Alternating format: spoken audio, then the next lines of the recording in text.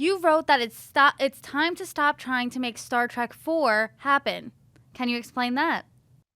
In July of 2016, the week of Star Trek Beyond's opening weekend, Paramount announced or leaked to the trades or whatever that they were going to make a Star Trek 4, and it was going to star not just Chris Pine but Chris Hemsworth, who had cameoed in the first Star Trek as Kirk's late father.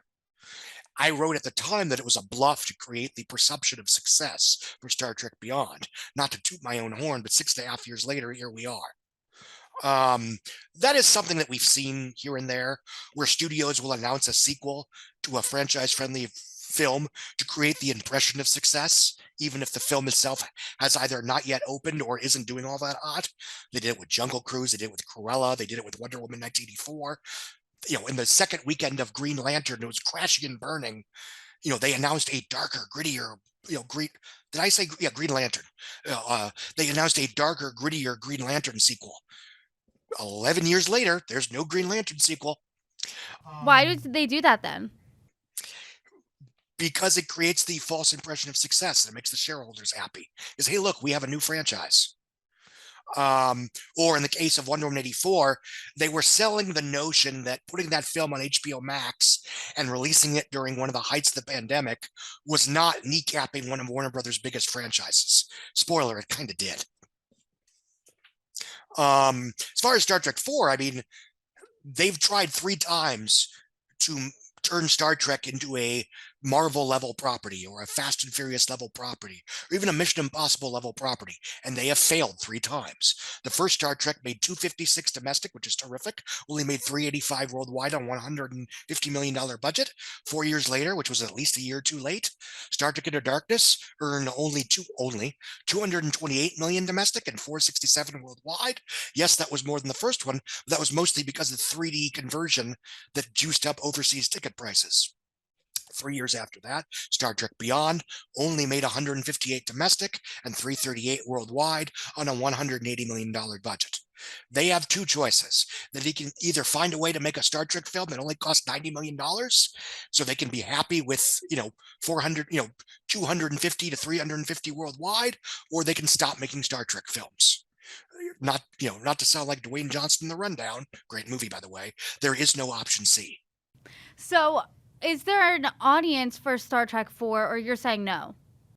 There is a limited audience for Star Trek 4. The problem with that franchise being a top of the line franchise is that the things that in 2009 Star Trek came out and it got great reviews, strong buzz. It was a young, hip, sexy cast. This wasn't your grandfather's Star Trek.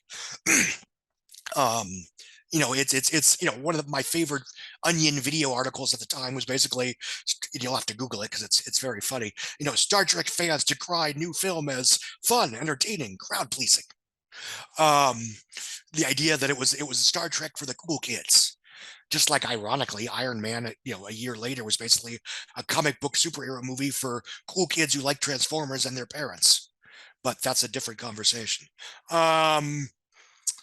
But in 2009, it was providing the unapologetic blockbuster swashbuckling thrills that a lot of people wanted but felt they did not get from the Star Trek or the Star Wars prequels and the last Indiana Jones movie.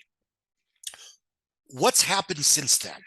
Since then, Star Wars came back, and without getting to the discourse, I think you can argue that all 3 of those movies are swashbuckling action adventure films: Force Awakens, Last Jedi, Rise of Skywalker. Guardians of the Galaxy debuted and became basically the best Star Wars ripoff of all time, giving you top of the line ensemble blockbuster, space, swashbuckling outer space adventure. Fast and the Furious came out, or it went into super mode with Fast and Furious 6, Furious 7, Fate of the Furious, etc., etc. Those films offered inclusive surrogate family, co-workers come together, work together to save the world adventure. So now everything that Star Trek offered that was unique unto Star Trek in 2009 has been supplanted and replaced and usurped by something else. You don't need Star Trek anymore because you have Star Wars, Guardians of the Galaxy, and Fast and Furious. And I do, before I let you go, I want to talk about a trailer that was just dropped. Black Panther, Wakanda Forever. The official trailer was just dropped. Let's discuss. Oh yeah, it looks terrific. It's another visually dynamic, impressively. I don't want to say surreal, but the imagery, it doesn't look like Thor: Love and Thunder. It looks like a real movie. Damn it! And this gives the spotlight to the villain or anti-hero, Namor. Namor. I'm not enough of a nerd to know how to pronounce that. I apologize. And that's going to be the villain slash anti-hero. The film very much acknowledges the death of T'Challa slash Chadwick Boseman. Unless it gets bad reviews and bad buzz, which I'm not expecting, the film can be a hit without earning as much as Black Panther did. The first Black Panther made 700 million domestic and 1.346 billion worldwide, including about 105 million in China, which is presumably going to be off the table this time. So, I'm not going to cry if it only does 475 domestic and, okay, here's a comparison for you. If it drops as much as Jurassic World Fallen Kingdom domestically and worldwide, with then China and Russia removed from the equation, it still does about $900 million. So that's not bad. No, that'll be okay. But again, if Doctor Strange and the Multiverse of Madness could do 955, I'm not particularly worried about Black Panther Wakanda Forever. A film that will be an event film, even to people that couldn't give two poops about the MCU. And that's a big deal, because you have people that love Marvel, you have people that love superheroes, and you have people that love Black Panther. And there's a lot of people in that last demographic that aren't necessarily in the first two. Between you and me, it would not surprise me if it were domestically the biggest grossing movie of the year. I still think Avatar: The Way of Water is going to rule worldwide, especially if it plays in China. But all of these three movies, along with Top Gun and Maverick, obviously, are going to be the top three biggest movies of the year without even putting up a fight. The only question is whether we're going to have 3 part 2 sequels in the same year that earn over 600 million domestic, which prior to this, there had been only one, Incredibles 2, not adjusted for inflation. So yeah, it looks terrific. Everyone is rooting for this film. The assumption that will be a generational event.